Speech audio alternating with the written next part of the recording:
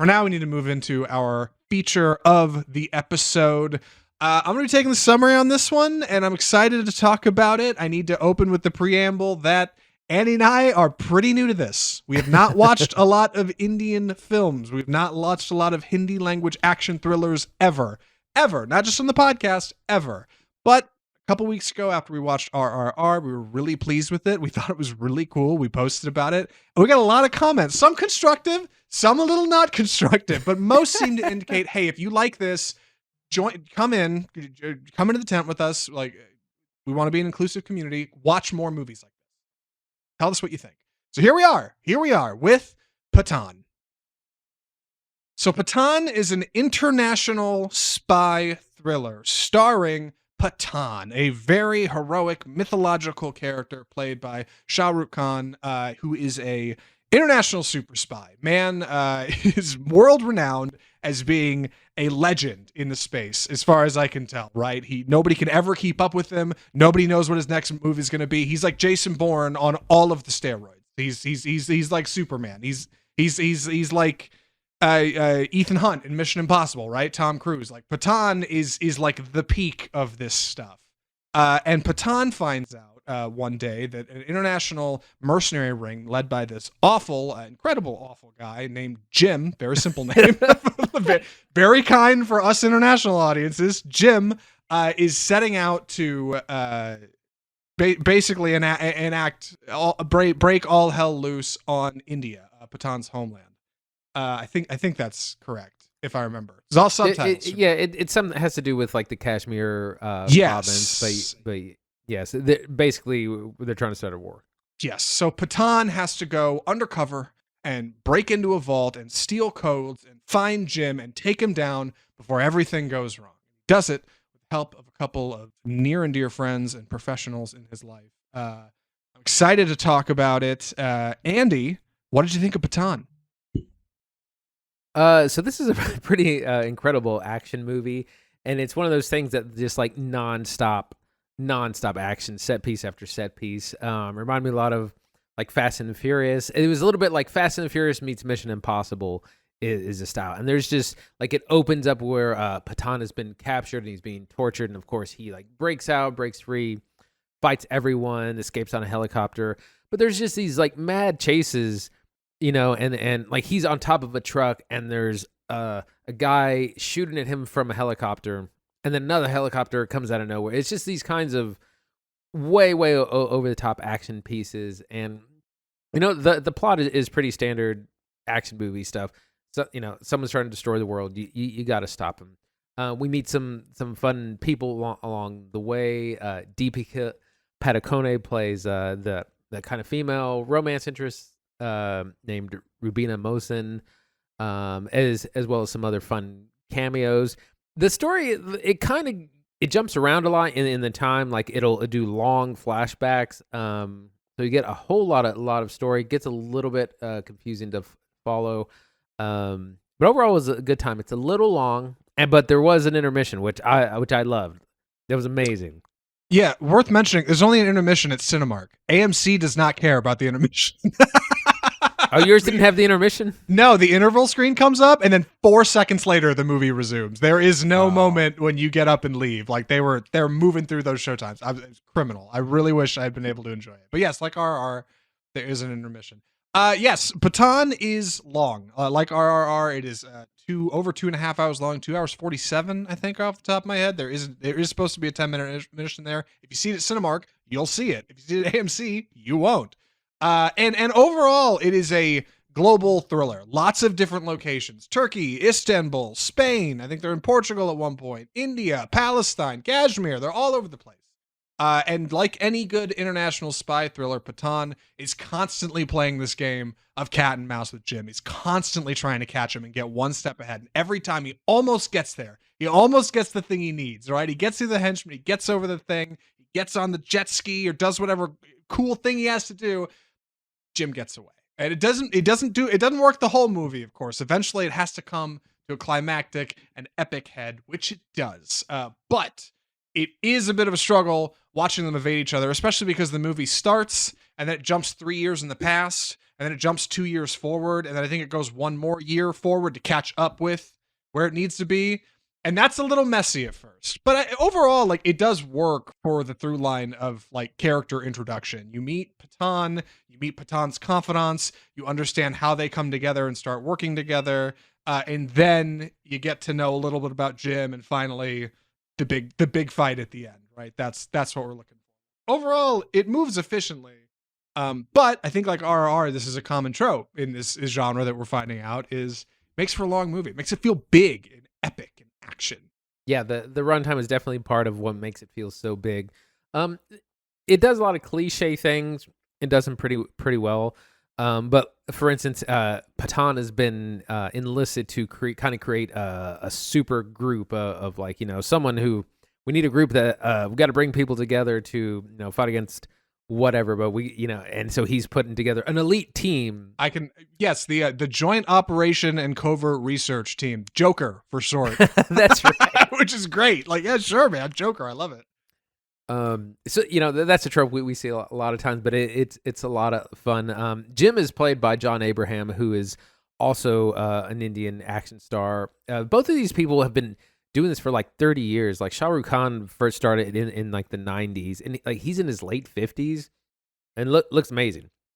I thought he was like mid 40s.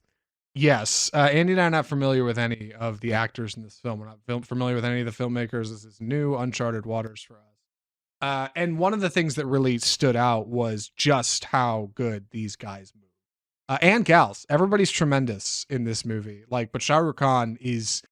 The choreography's nuts. Like, the fight choreography is so good. And whether they're on wires or doing something in slow motion, like, their movement feels incredibly fast because they're shooting at high frame rates. And then they can speed ramp up and down to slow motion really quickly. So somebody might go in for a kick and then it slows down to slow motion, then speeds right back up, and they slam them really fast. Everything feels really punchy. It feels really fast. It feels really epic. It feels very action. It reminded me a lot of how Zack Snyder's films work. Not only in their presentation of action, every hit feeling like huge and big and raw and real, but our characters feeling genuinely like mythological creatures, right? Like Pathaan is like, he's like invincible. Like nobody can deal with him. Nobody can stop him. When Pathaan is after you, you might as well hang it up. He's like John Wick ×2. Yeah, and yeah. I love that it puts him up on that pedestal and never for a second like takes him off. He's funny. He's got a sense of humor. He's modest when he needs to be, which I don't think our his American counterparts like Ethan Hunt would be. Like, he's kind, but he kicks a lot of ass, and like that's a good thing because it makes for a fun movie. Yeah, that reminds me. I was going to say that there's a little bit of romance with this kind of mysterious femme fatale played by Rubina, who there's a lot of crossing and double crossing and undouble crossing that happens. It gets a little confusing. But Rubina, who's played by Deepika Padukone, get her name right here. She's great too.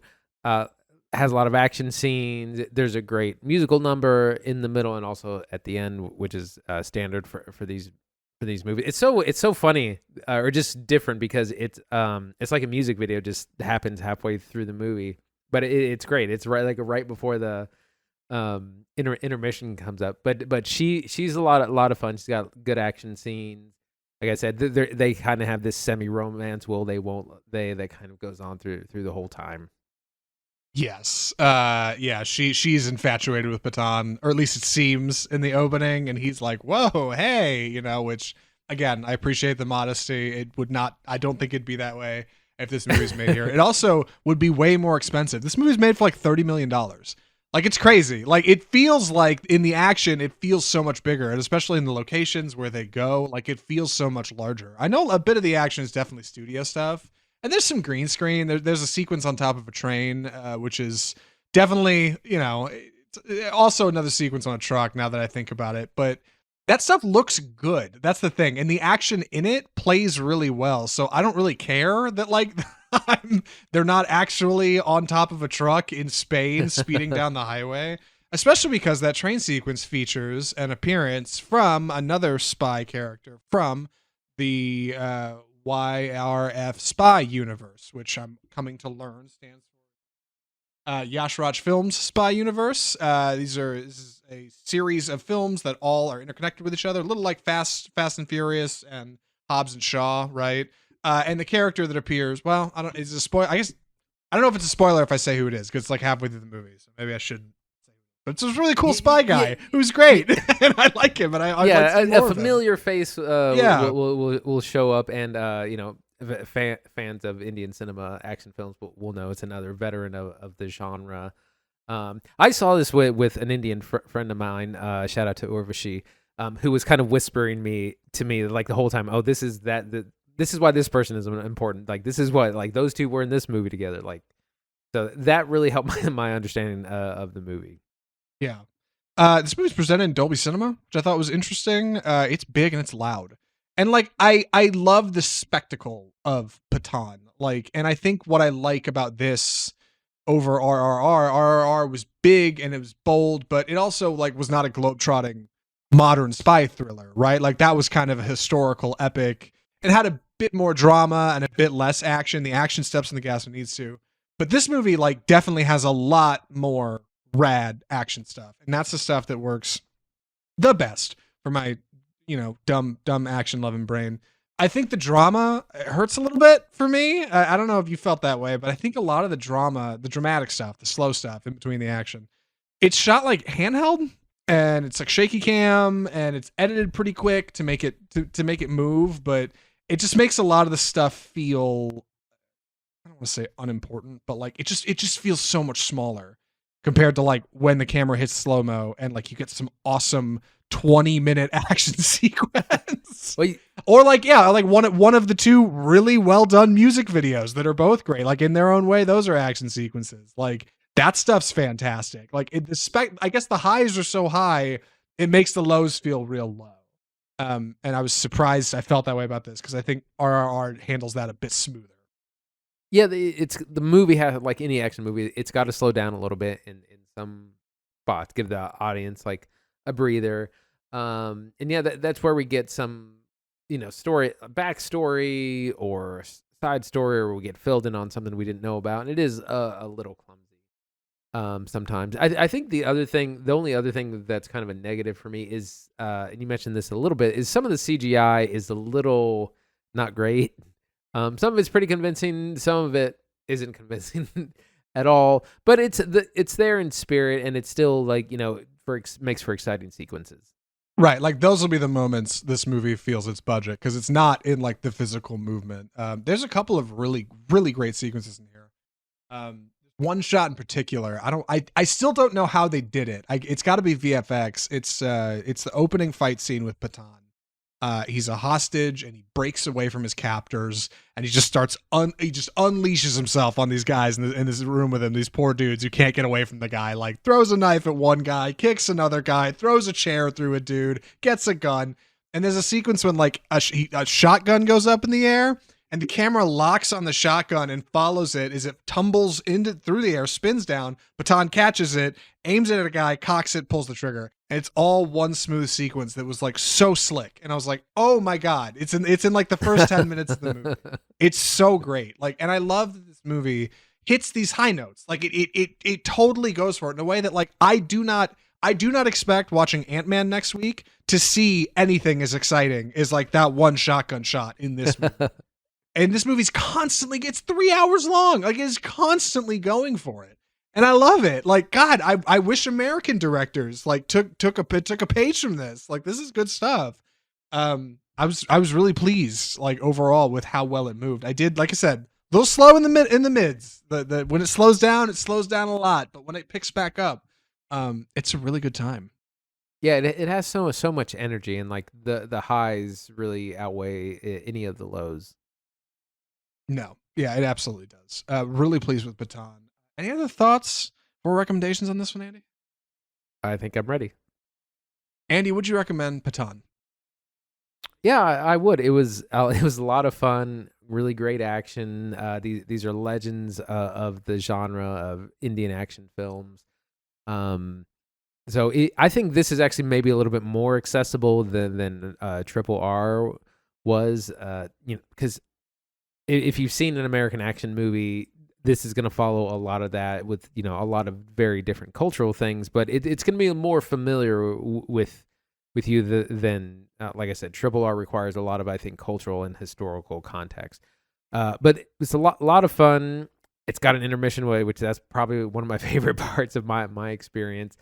Yeah, it was a good time. I'm looking forward to seeing more Indian action films. Yeah, I like Pathaan a lot. I really enjoyed watching this in a theater too. Like that's definitely the best place to see it. I saw a couple people comment on our RR review that said like RR is not made for the small screen. Like you got to see it big. And we watched it on a pretty big screen for what it's worth. But you're right, we watched it at home. Like this though, like played great in a big movie theater. Like tons of fun. Also really enjoyed like even the trailers in front of the movie. Every trailer I saw before Pathaan looked better than like half the trailers I've seen in recent memory, excluding of course our supersized trailer park, which we'll get into just a minute. But like I like what's happening here. I feel like I've seen two really good features, Triple R and this. I want to see more. I don't know when we'll get to seeing more, but we will. We are about to pick up into summer. Keep it here on off script for more. Like Pathaan's good stuff and RR is good stuff, and I'm excited to tell people more about this. I think I'm a convert. I think I'm into it. I think it's really cool.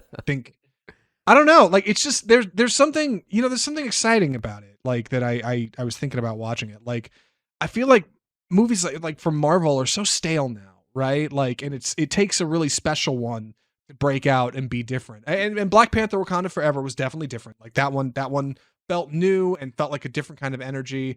But like almost every Marvel movie, I feel really skeptical going in. It's hard for me to get excited about it. But like not only was I stoked about Pathaan, like I had a great time and came out and was like, dude, I can't wait to tell people about this movie. Like where's American action cinema turning up energy like Pathaan? Like I don't get it anymore. And like I don't know. I think it's cool that these movies take like so much inspiration from films that are already becoming tired, right? To make something that like feels so fresh and like feels so new. And like Pathaan's good stuff. With that, we should move into our middle segment here. Andy, what's it time for? It's time for the death of cinema.